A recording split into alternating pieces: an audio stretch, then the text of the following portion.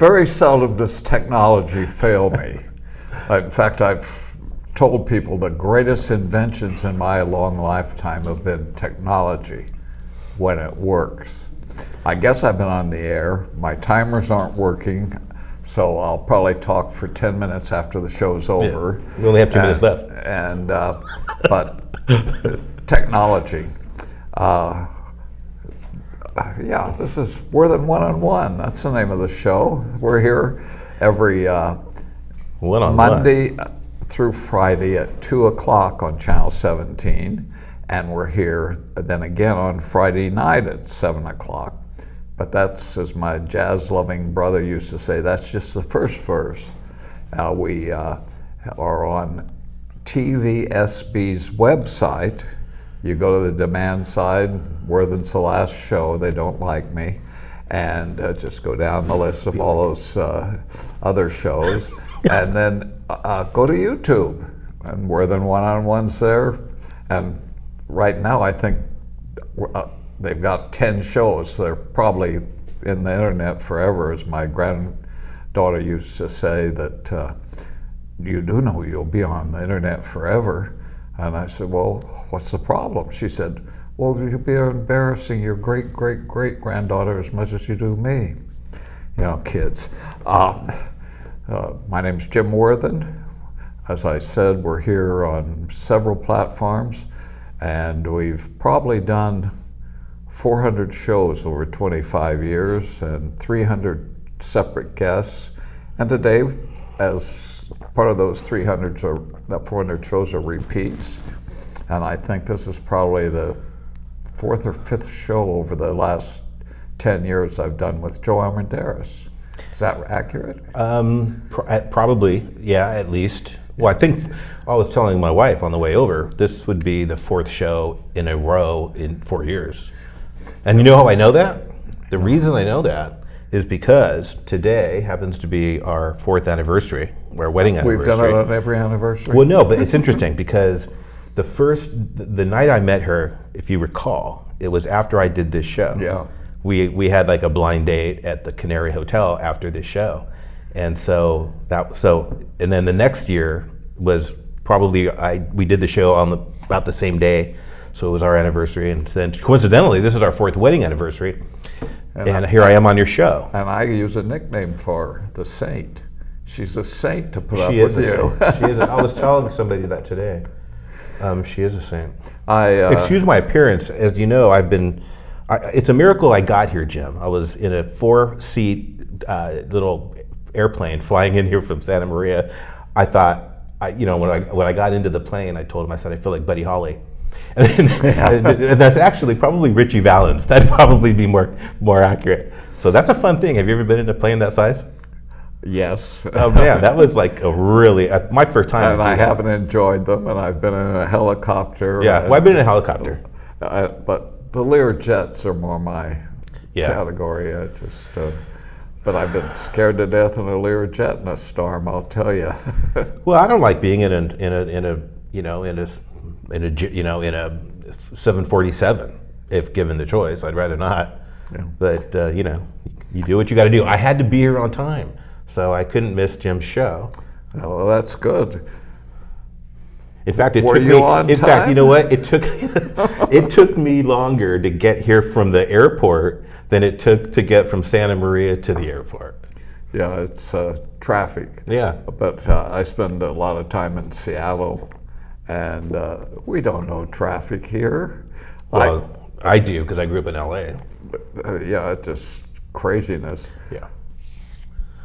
We usually do a long biography, where were you born, what were your parents like? Everybody knows that by now. There's probably 1,000 people that wonder, who the hell's that guy with the sunglasses on? Who's that fat old guy? Should have seen me when I was young and fat. I first ran across you, I think, when some friends of ours in the libertarian community Libertarian community? Yeah, talked you into running for supervisor. Yeah.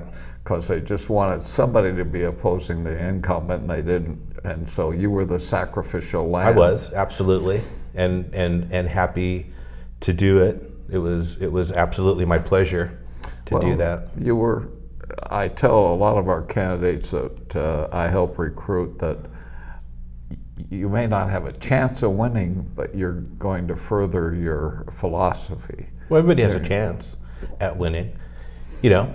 I Lightning? mean, except for Donald Trump. Just kidding. You know, but everybody has a chance, I guess. You just have to really have a lot of the right things. Most importantly, money, and hopefully a personality. Otherwise, you don't want to. You know, you'll be like Ron DeSantis. So. Yeah, you. See, I'm going to make fun of every one of them by the time this show is over, Jim. I'm an equal opportunity offender. DeSantis on the recent debate made a big mistake. He honestly told his story, and it's a wonderful story, when he should have turned and criticized and attacked the other candidates and started a fight. Didn't you work for Ronald Reagan? Yeah. Okay, don't you remember Reagan's 11th commandment? Yeah. Thou shalt not speak ill of a fellow Republican. No, I'm glad that he didn't. You know, I can't imagine anybody who was getting more advice than he was, you know, going into that debate last night. And I flipped on what he should do probably 2 or 3 different times just in the last 3-4 days. So I was kind of on pins and needles watching the show or watching the debate. I thought he did a great job. I thought he did the best. No, but I'm 100% behind him. Haley did the best. You know, she was fantastic. If her name was Nick Haley, he wouldn't have been on the stage. Come on, Jim. Oh no, she's had the best credentials next to the vice president. Yeah. But if her name was Nick Haley, she never would have been the governor. She never would have been the ambassador to the United Nations. So I shouldn't be that way. Yeah, I sound like something a sexist would say. Yeah. Oh, you're a gut fella. Yeah. Well, who isn't? He's hilarious. My wife and I watch him every night. Yeah, he's done a lot for the keeping Fox going. Well, he's just funny. You know, he's funny, smart. A lot of people don't realize what a great writer is. Of course, as somebody who writes a lot, I always appreciate a good writer, and Greg Gutfeld is a really good writer. Yeah, I like his books. So you then, after being soundly trounced by the incumbent... it was 60-40. Yeah, and you decided to run for city council. The supervisor race was in 96, and then in 98, I ran for Carpinteria City Council and lost by a couple hundred votes. I like to say that because it sounds like, wow, that was close. But in Carpinteria politics, it's really not. Yeah. So, but you know, I did it, and I learned even more because I've always maintained that you learn more from losing than you do from winning. And so there I had two losses under my belt. I was learning a lot. And then, so I took a break in 98 until 2004. So I waited 6 years until I did it again because I just kind of made up my own mind that, you know, I'm going to do this again. I knew that, but I'm not going to lose again. So when I decide to run, it's going to be because I know I'm going to win. And that happened in 2004. So you won in 2004 and served 2 terms. Got reelected in 2008. So I got elected in 2004. There was, I don't know, 5 or 6, 7 people in the race, and then me, and it was 2 seats available, so I came in second. And then when I ran for re-election, I came in first. And you know, it was interesting. I've told this story recently. I didn't know if I wanted to run again, just because 4 years on a city council that's not nothing. You know, that's 4 years. And do I really want to be on here for 8 years? And so I really didn't think I was going to do that. But interestingly enough, once the filing period opened and people started kind of looking at who was going to run and who was going to not, you know, who was going to rerun, the closer and closer I got to the deadline, the more pressure I started getting from people, including, interestingly enough, the prior mayor of Carpinteria, a guy named Mike Ledbetter, he used to be my nemesis, my political nemesis. This is the guy who in 1993 or 4, when I showed up to a city council meeting just to speak at public comment on a very controversial development project, he told me to, and he was the mayor at the time, this is a public session and public comment right there on TV, he told me to shut up and sit down. So this is how our relationship started. And then, you know, so then you fast forward a decade, and he wrote me a personal note, handwritten note, saying, hey, you know what, you're a great council member, you really are, and I think the city would be well served if you ran again. And so I kind of just decided, you know what, that doesn't happen every day. Then you've been involved in several, what are they called? I don't want to ruin Mike Ledbetter's reputation by saying that. Sorry, Mike. You've been involved in several non-government associations. You're chairman of the Taxpayers Association. Executive director, not to quibble, Jim. You do always. I do. I'm a very opinionated guy. But you're no, the reason quibbler. it's a distinction is because I was the staff. I was the paid representative of the group. The chair, or we had a president, was a volunteer position. And so, I was the guy who was literally responsible for the organization's, everything, the messaging, the fundraising, the programming, blah, blah, blah. And so that's... During your era, I remember going to different restaurants and there would be 100 people because of the speakers you brought in and the education you were providing. So you've been involved in various ways. You've been a consultant to businesses who were going through the bureaucracies. The bureaucracy is a good way to say it. The process. Yeah. The process. It's a lot worse today than it was when you started. You know what? I actually would suggest that that's not true. I would argue that at least the county level, the planning process is significantly better today than it was, say, 25 years ago. And I don't take credit for that. Who probably deserves most of the credit for that? Well, Brown was essentially important in that he's the one who brought the technical know-how to do the things that Andy Caldwell had been calling on them to do for years and years, which was what he called process improvement. Yeah, Brown was the chief CEO at the county. He was the county CEO at the time. I think he had just come from either Tucson, Arizona, or Hartford, Connecticut. Extremely smart guy. Yeah. And he implemented performance-based budgeting. And one of the things that we did, Andy was behind the process improvement. Not to bore your viewers to death, but Andy was pushing. Andy Caldwell from CoLab was pushing process improvement. I came up with this idea of a blue ribbon commission to study the county from A to Z, and that every supervisor would appoint somebody to that commission, which is kind of the politically correct way to do it. And they went ahead and they went along with it. This was when Salud Carbajal was on the board. And they established a blue ribbon commission at our recommendation, and they met for, I think, 6 months, and they came back with something like 100 recommendations to the county. And I think as many as 90 of them were adopted. Some of the more controversial ones having to do with that impacted growth, those type of things were not adopted, but a lot of important regulatory fixes that just, it made sense to do. That kind of followed up on the kind of thing that Mike Stoker led in reforming the county. Yeah, so Mike had done that long before, because Mike was on the board of supervisors before I came to Santa Barbara. Really? Yeah, I think Mike left the board in '92. Yeah. And I arrived in '92. Late 91, 92. Yeah, you're lucky we weren't no growthers, so we wouldn't have let you. You wouldn't have let me and my family in. Well, you Mexicans. Exactly, that's all we need is another Mexican in Carpinteria. Great. Yeah. But that's funny. In the Republican Party today, some of the people considering running for office, running against Salud, running for city councils, running for school boards, or Hispanics, Well, running against the assemblywoman. The problem is most of them, and I could be wrong because I don't pay as much attention to this stuff as I used to. So I may well be wrong, but most of the Democrats or the Hispanics that run are Democrat. Yeah, Big D. Not small d. See, I'm a small d Democrat, and the others are big D Democrats. And that's the problem, is that the Republican Party has not been as attractive to minorities as the Democrats have been, and it just defies common sense to me.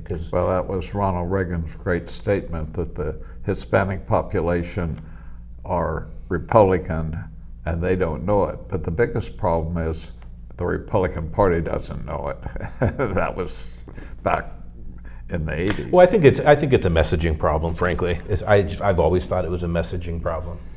Yeah. Even it's still a messaging problem. I mean, if you watched the debate last night, you know, we didn't have.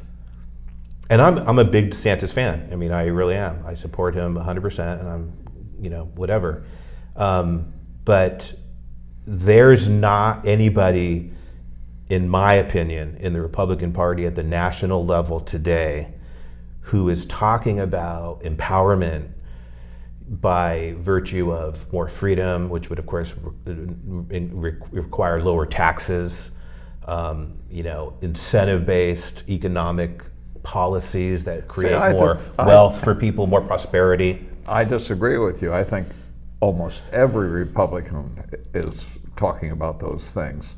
They haven't been as effective as DeSantis because he got elected, got reelected. Well, but did you see the debate last night? Oh, yeah. I mean, yeah, you probably heard the word prosperity a couple of times. Yeah.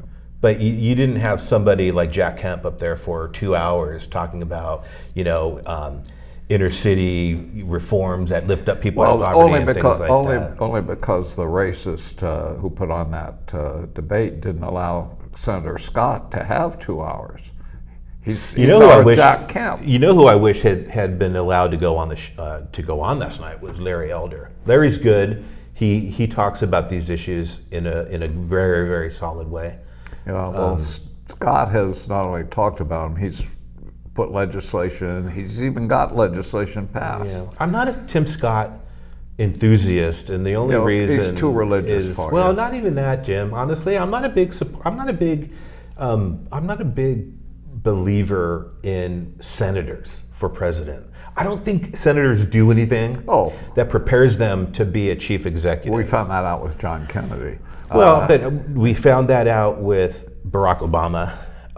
We would have certainly found that out with John Kerry. You know, when you think back about who the good Republican presidents were, you had Reagan, who was a governor, Bush was a governor, Eisenhower was a general.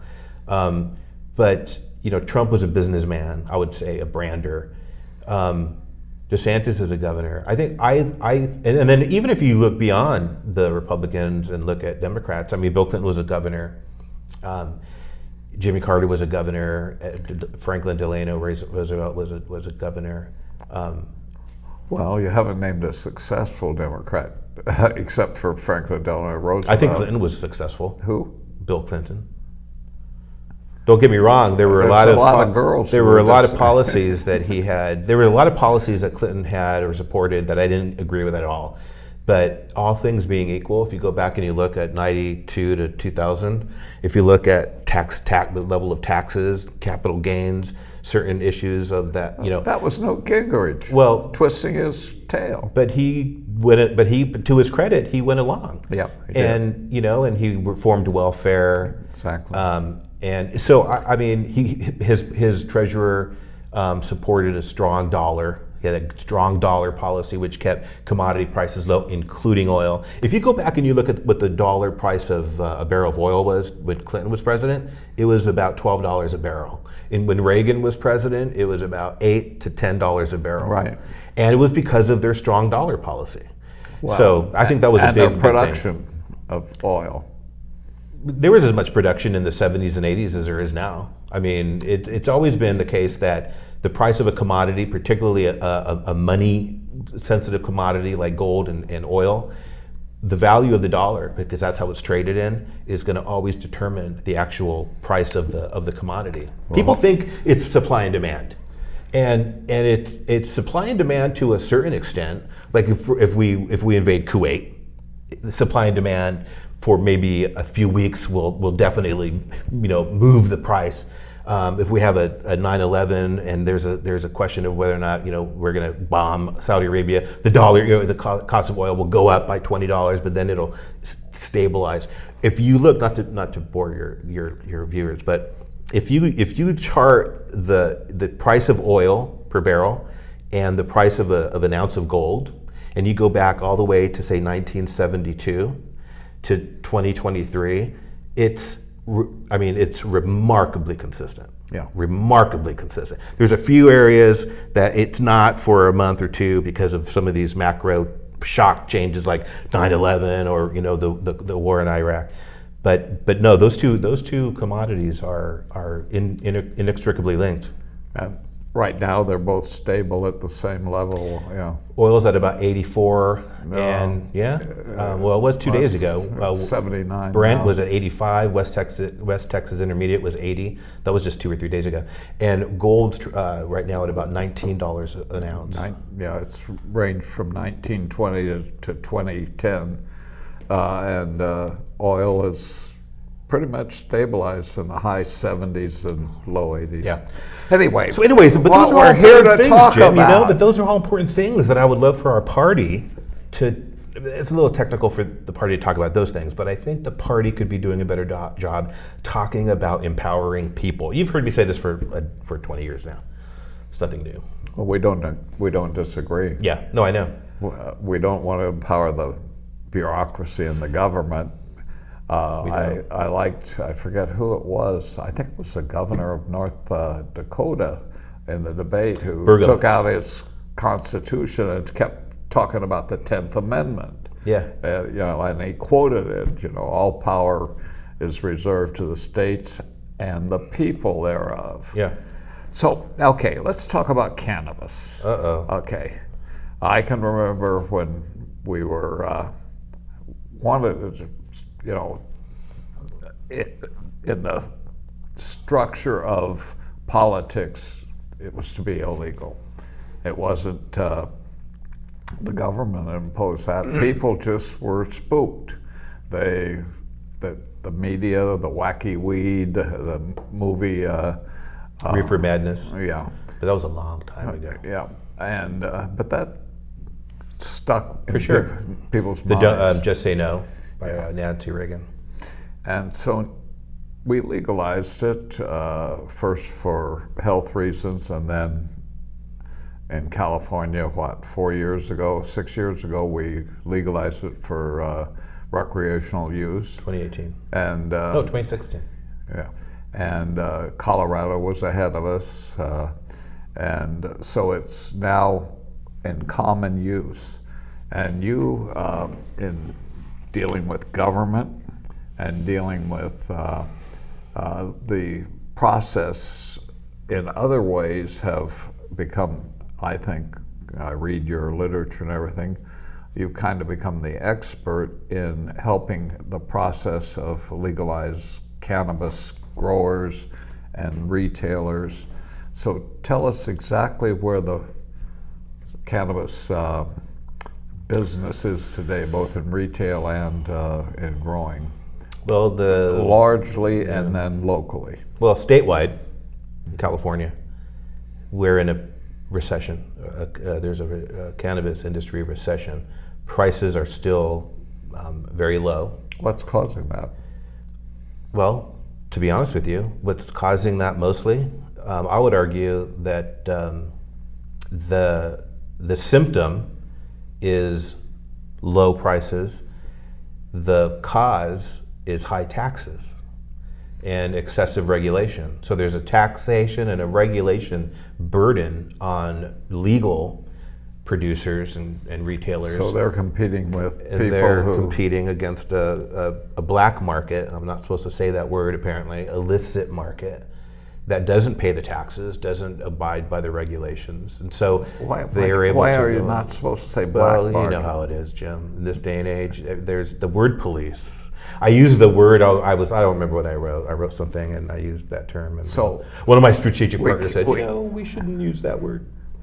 Black market. Blackmail? Gray market, illicit market, underground market. But it's the underground market, and the best friend that the illicit market has is government.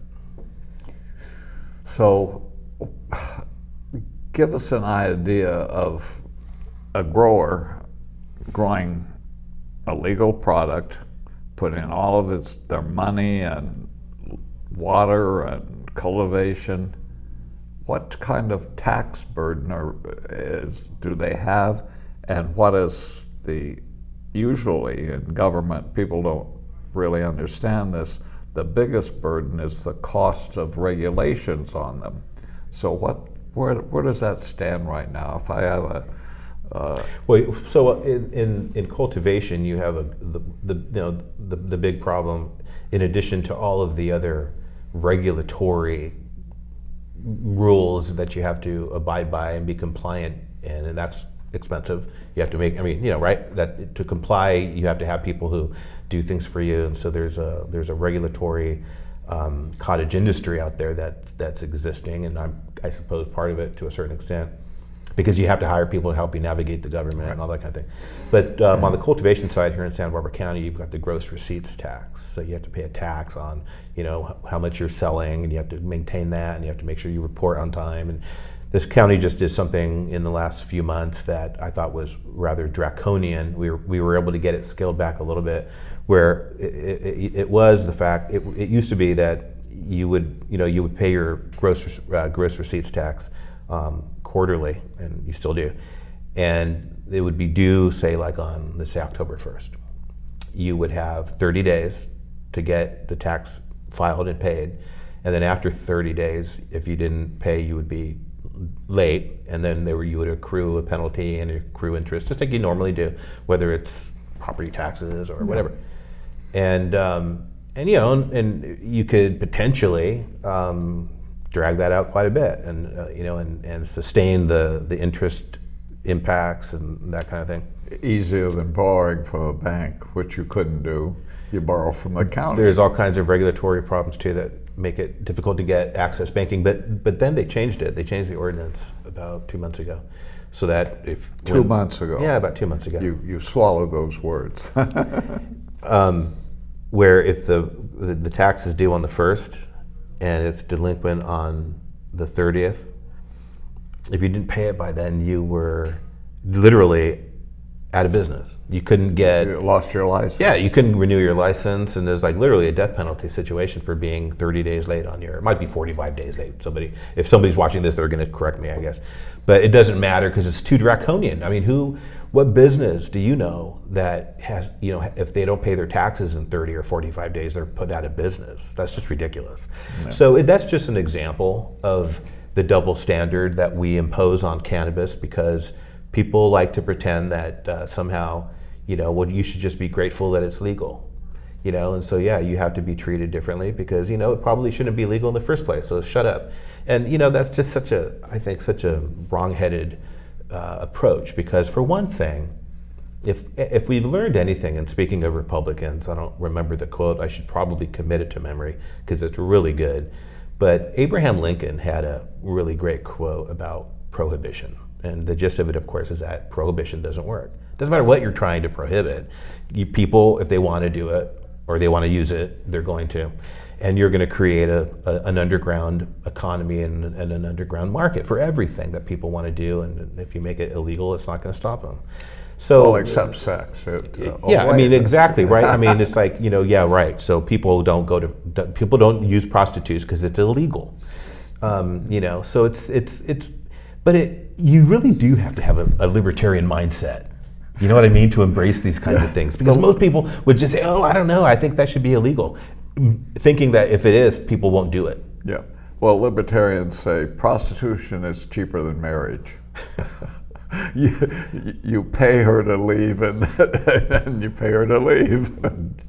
My wife is sitting right over there.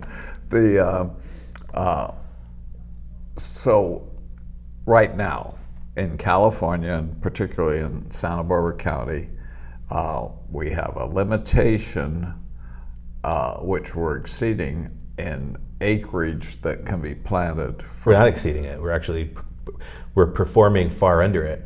There's a 1,700 acre cap countywide. Uh-huh. And I think in the Carpinteria Valley, it's lower than that. It might even be like a 200 acre cap. These are the kind of ordinance issues that I haven't really dealt with because that was all done by the time I got into the industry. But yeah, there's an acreage cap, but we're only growing. The last time I looked in Santa Barbara County, I think we only have maybe 400 acres in current production. Really? Yeah, so I mean, you could have a lot more acreage under production, but again, the price is so depressed because of certain macro, meaning state-wide issues, but even micro, meaning at the county level. You know, I think our county taxes are too high. I think our regulatory permitting structure is too onerous. But I'm Joe Armendariz. What else am I going to say? You know. I would disagree with you. There's a lot more production in Santa Barbara County than 400 acres. Well, you're talking about the black market. No, it growers, and the Not legal. Yeah. Not in the county. Oh yeah. I just was reading, and you know, we're talking several thousand acres, and the problem though is, Well, wait a minute, Jim. What are you talking about? We don't have that much legal production in Santa Barbara County. well, I just was reading it, so let's. I think leave that for what they're probably suggesting is, you know, maybe permitted, you know, that people could, like, for example, like before I came here and I was up in Los Alamos, I was on a farm that has 134 permitted acres of cannabis, but only 16 acres under production. That could be the proportion. And the reason for that is because of the market. There's not a robust enough market because of the black market to justify having 1,700 acres under production in Santa Barbara County.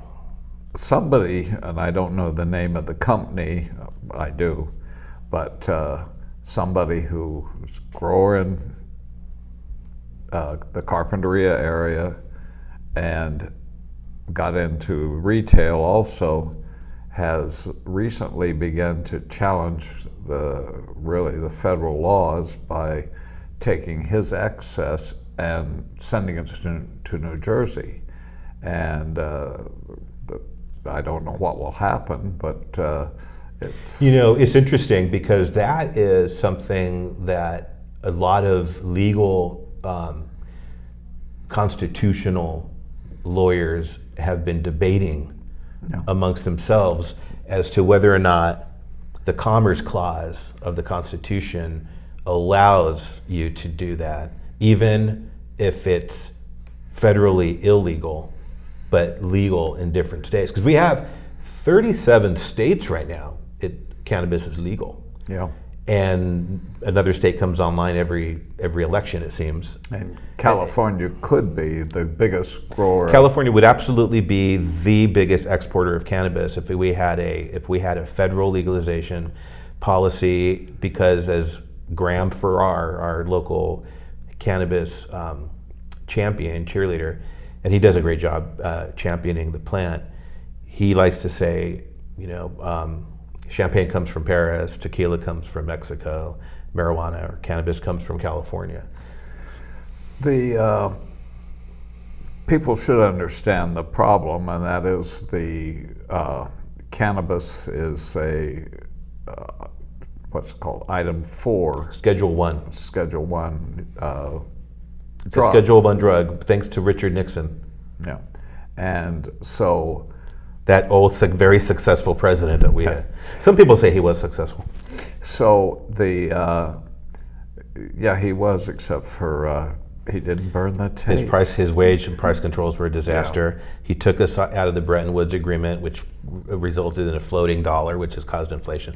I think he was behind the Environmental Protection Agency. He was a disaster. Well, and what I hated the most, and why I didn't vote for him for a second term, I voted Libertarian, was that he reproached with mousy tongue and show and lie. You're talking about he opened up to China. Well, I think that probably wasn't a terrible idea.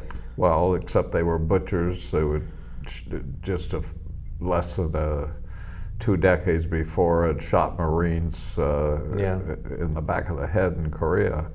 Anyway, I dream of a peaceful, prosperous world, Jim. I don't want to be at war with everybody. Yeah,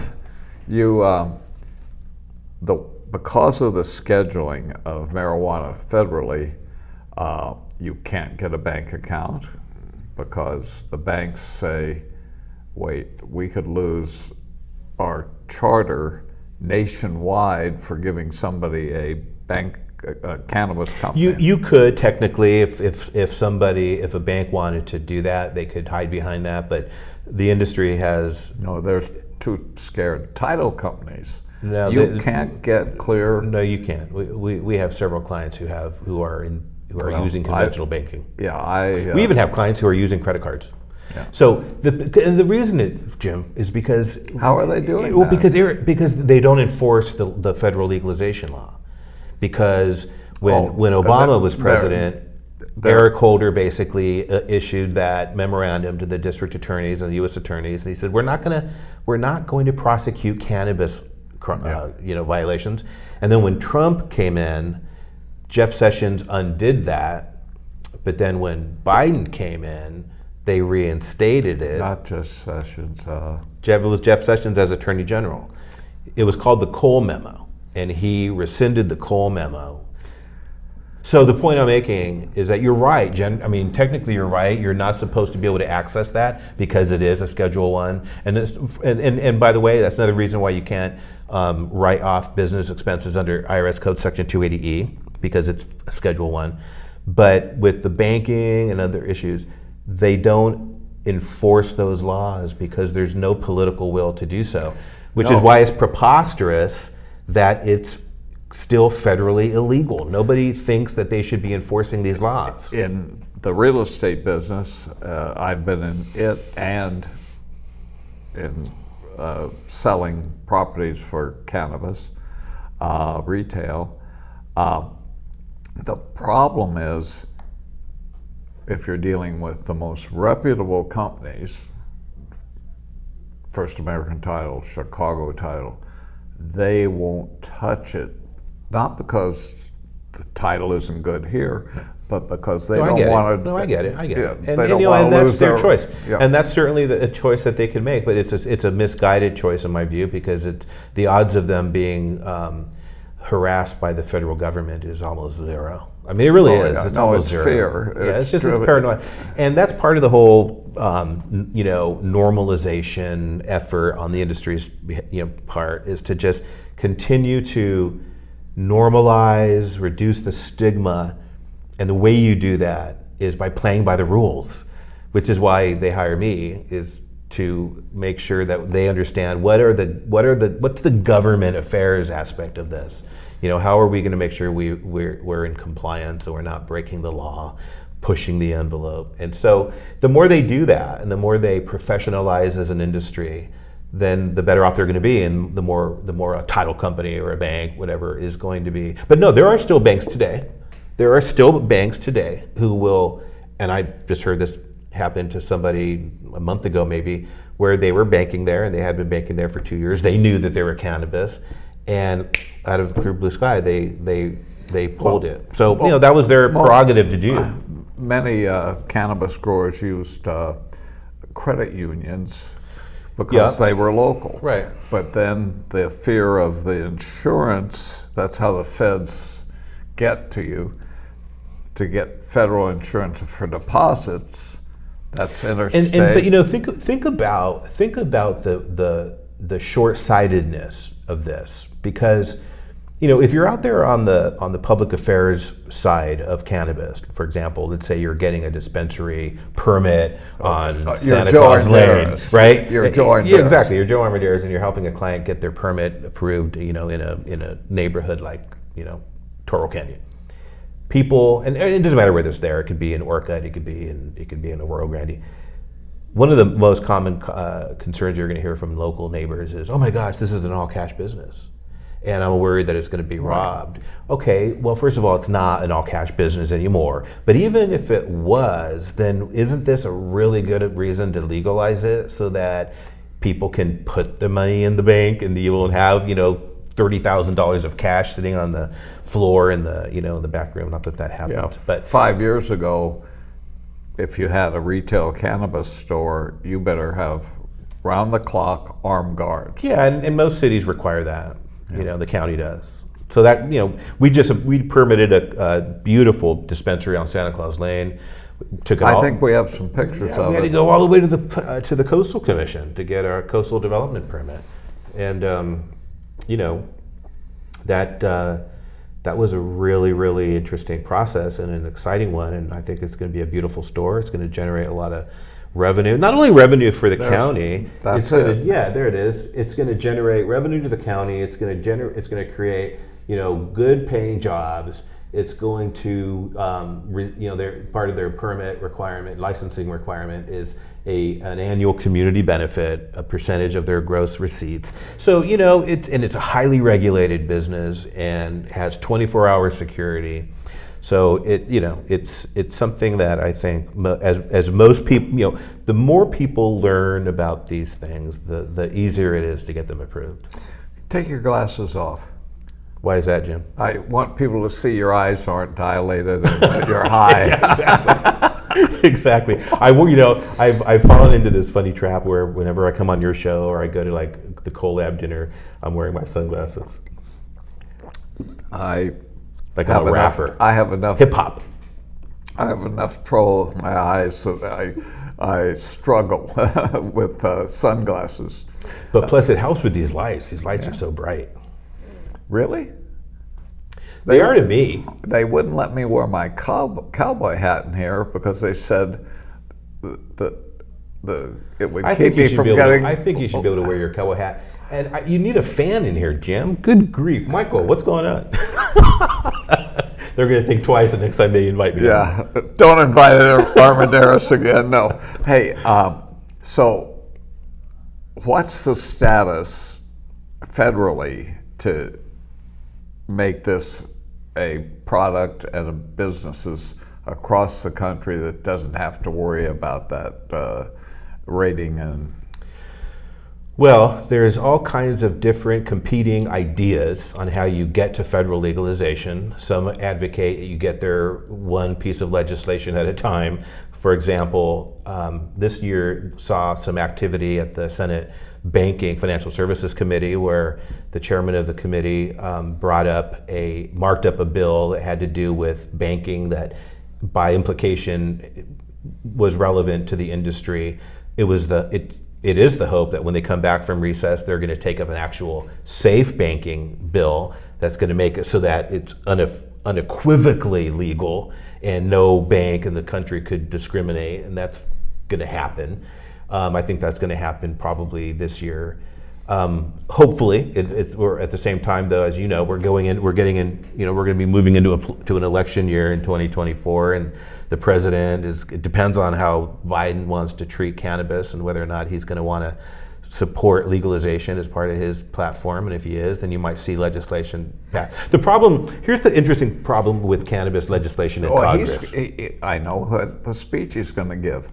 Cannabis? No, it's cocaine that he uses. Right. Well, yeah, exactly. That's right. His son. But the thing is the Democrats want to, they want to put these what do you call them, like riders on these bills that have to do with equity, and and everybody, if you're a minority, you shouldn't have to pay taxes, and then the Republicans don't like that. And then, of course, the Democrats will sometimes impose taxes, like a federal excise tax, that the Republicans will pretend that they care about, and so they'll say, "Well, we don't want the tax." So it just gets bottled up in committee, and you can't get this. There's bipartisan, gridlock on that. But that's the problem.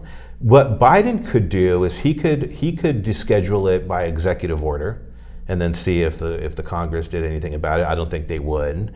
Wait, let's stop there. Constitutionally, it doesn't raise money, so he has an executive power.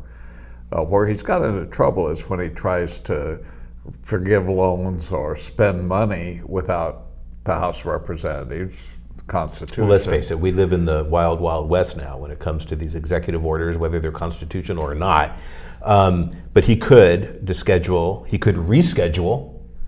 could go, and there's already legislation that's been written that would allow, not legislation, but regulation that would allow him to do this, to take it from being a Schedule 1 to being a Schedule 6, because there's only 5 schedules, so adding a new schedule, and then using the language in that scheduling so that it wouldn't trigger like a 280E IRS or banking. So there's all kinds of different things he could do, or the Congress could do its job and just legalize happiness. Well, legalize happiness. the Congress can't seem to get together on anything, and we do have the problem that isn't constitutional, no matter what the liberals want to say, of cloture needing 60 votes now. That's not in the Constitution. 50 votes, that's a rule of the Senate. It's never been, 50 votes was always enough. Okay, but you want to know the truth, and obviously I've given you a few exceptions to this. To the truth. Exceptions to what I'm about to say, and that is anything that makes it more difficult for these knuckleheads to do anything is, in my view, a good thing. So, except when it comes to some of these common sense things that they could do. But all things being equal, they usually want to do so many stupid things. I kind of like the idea that you can't really get anything done. Newt Gingrich had probably one of the best lines that I ever heard back when he was Speaker of the House, and he used to give a speech, and he always said this in his speech. He said, the founders designed, talking about the federal government, right, the checks and balances. He said, the founders designed a system so inefficient that no dictator could force it to work. Yeah. So, I thought, you know what? Okay, I'm sold. Where do I sign? So you see changes at the federal level coming. Yeah, for sure. I mean, not changes that have done anything not materially, legal, and that it's still federally illegal. But I've seen a lot of legislative activity. Let's just put it that way. To allow banking and at the state level too. Yeah. At the state level too. So where's the opposition? Mostly 50, 60-year-old Republican women. They're our main opposition, because Really?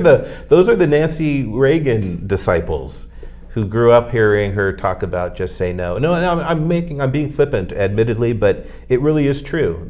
I've found when I'm out there, again in a public affairs context, that our chief opposition tend to be women of my wife and my age, 50s, 60s, who are Republican and just kind of had that more conservative view. But if you look at the polling, legalization polls at 78% Democrats, and I think something like 55% Republicans. So there's a majority for Right. this issue, and there should be, because Jim, prohibition doesn't work. It causes more problems than it solves. Not the least of which is you have an industry that's not regulated. So you have a product that's not tested, it's not ethically sourced, it's not packaged and manufactured in a way that's safe and legal. And so if you allow it to be illegal, and people are going to use it anyways, including kids, they'll use the illegal product. You can't, if you're a kid under 21, you cannot get into a legal dispensary in California. And it's easy to say that. People say, well, yeah, but how do you know? Because let me tell you why I know. Because they just did a study. They just did a study in California last year where they found a couple of youth who were willing to participate in this study, and they told them to try to access 100 into 100 dispensaries from San Diego all the way up to San Francisco. Okay, and they just went from one to the other. They were not able to get in without a legal ID, a government issued ID, in a single store in California. Those same type of studies that they do like in clubs and bars and restaurants and liquor stores, where they want to see if kids can go in and buy alcohol without an ID, it's probably about 50%. 50% of the time kids under 21 can buy alcohol. But 0% of the time do they get into legal cannabis dispensaries. Well, boy, the world's changed.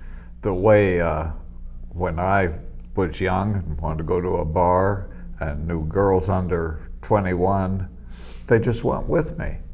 And I bought the booze and they drank it. And it was a different time, Jim. Really? It was a simpler time. It was a more innocent time.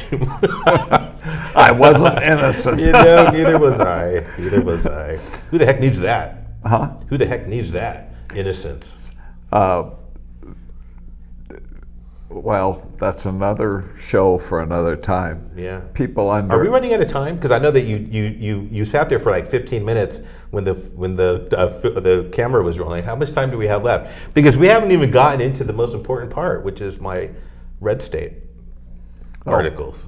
I wanted to tell you all about that, Jim. Well, we have 7 minutes. 7 minutes. So, unless you want to continue talking about cannabis. What's the future? The next 5 years of cannabis in Santa Barbara and California. I'm very bullish. I'm very bullish on the future of cannabis. I think what now, you know, some people don't know the difference between a bull and a bear. You're very positive. I'm very optimistic. I think it's going to be a very successful, profitable, dynamic, legal industry in the United States. I think California is going to be especially a really good place to be in cannabis. I think what we're seeing happen over the last 5 years with the market forcing prices down what that has done, and this is always true of recessions, by the way. Recessions are not bad, contrary to what most people think. Yeah, they have bad, after effects sometimes, as far as people losing their job, and that's not a good thing. But philosophically and technically, recessions are actually very useful because they expose what's not working. No. And so in cannabis, for example, with the price being driven down, it's forced operators to become more efficient and more operationally excellent. Has it driven marginal ones out of the business? Absolutely, okay. And not just a few, a lot. I mean, a lot. I'm talking in probably California, just in the last year or two, I think 40,000 license holders have gone out of business, and will probably never be able to get another license. And that, talking about recessions, resetting in business, that's good. Mm-hmm. You're weeding out the. No, it is good, and that's kind of why I was saying I'm very bullish, positive, optimistic about the industry, because what you're starting to see is the producers, the cultivators, the retailers, they are increasingly more and more professional people who come from other industries where they learn basic, fundamentals of business. What about the corporate, like the ones that are on the stock market, mainly Canadian? Yeah. I don't think any are. Well, you can't do it really in the United States yet because of the Schedule 1. Yeah. But you can buy the stock. You can buy their stock. It's mostly penny stocks. But you can expect that when federal legalization happens, there's a lot of capital sitting on the sidelines. I mean, a lot. So I just think that, if you were to forecast out 2 years, I don't even think you have to go 5, but if you were to go 2 to 5 years, it's going to be an entirely different industry. One quick question, and then we'll talk about your writings with Red Country. Red State. Red State. Jim, how can you not know about Red State? You're a conservative. Yeah. Get it? Red State. They haven't come to me. Has cannabis suffered from inflation? In other words, what you could buy now, 2 years ago, in everything is 15 to 20% more expensive. Cannabis, the way you've described it, it hasn't had inflation. Well, what you've had is market forces. You know what I mean? I mean, scarcity, which is what really is fundamentally at issue with supply and demand, is going to move prices up or down. Inflation, which is one of the things inflation is a devaluation of the dollar. So yes, we've seen general prices in the economy go up, the general price level, but caused by higher energy costs and all those things. But with cannabis in California specifically, you've seen the price per pound go down because of the fact that there's a glut of product on in the black market. Okay, last 3 minutes. I have to read the things because you send me texts. Tell me how people can see your writings and something about Red Company or. So I'm a front page contributor. I gave the information to Michael. I don't know if you put it up. Yeah, there you go. Red State. It's one word, Michael. Redstate.com. And I write under the moniker Manic Contrarian. There's a picture of you. Actually, and it's 2 words. Manic Contrarian is 2 words, whereas Red State is 1. But it doesn't matter. The point is I write for them. I'm a front page contributor. And I've been doing that Not just cannabis on. No. In fact, I haven't written anything on cannabis. Everything I've written over the last 2 months, I've probably written 30 pieces. I've probably written over 30 pieces just in the last 2 months on Red State that have all been about the economy, been about trade, been about the election. I've written some stuff on comparing Trump's tax plan with Reagan's tax plan, all kinds of stuff. Is that where you endorsed Ronald? We don't. Red State doesn't endorse candidates. So one of the things that they're very careful about with the writers is anything that we write about a candidate has to be explicit that that's our position, not Red State. Okay, but you've done that, defending our president, the real president, Donald Trump, right? I'm a DeSantis guy, Jim. You know that. Yeah, but he could be president in 4 years. I want to be president next year. we need all the help we can get. Have another. Well, have another tote. I think that Trump is definitely in a strong position, unfortunately, but you never know. There's a lot of unknowns out there that could impact that. Can you name a Democrat that you would vote for over Donald Trump?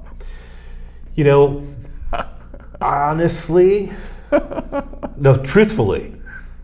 And I probably wouldn't, but I could think of a lot worse Democrat than Robert F. Kennedy Jr. Oh, well, he's not a real Democrat. Well, okay. Yeah. And some people would say that Donald Trump's not a real Republican. That might make a wonderful race. There's a lot of talk about that online on Twitter. There are also. And by the way, your listeners and viewers can follow me on Twitter, right, Michael? Manic Contrarian. Follow me on Twitter. Follow me. Actually, now Michael X. is so far ahead of you. I know, Jim. You're thinking, hey, he works for me. Will you stop bossing him around? I work for him. Okay. Sorry, Michael. Well, we've again get to the point where we say to each other, we could have done for sure. We could do another hour. Although the water didn't last. I was out of water like in 5 minutes, Jim. But I have gin. We could have had Chris come out here and pour us like I think the next time we do the show, I'll volunteer Chris to have a little pitcher of water that she can, with some lemon in it. It'll be short nice. Skirt and absolutely. She'll wear her little skirt. You're, as a sexist would say.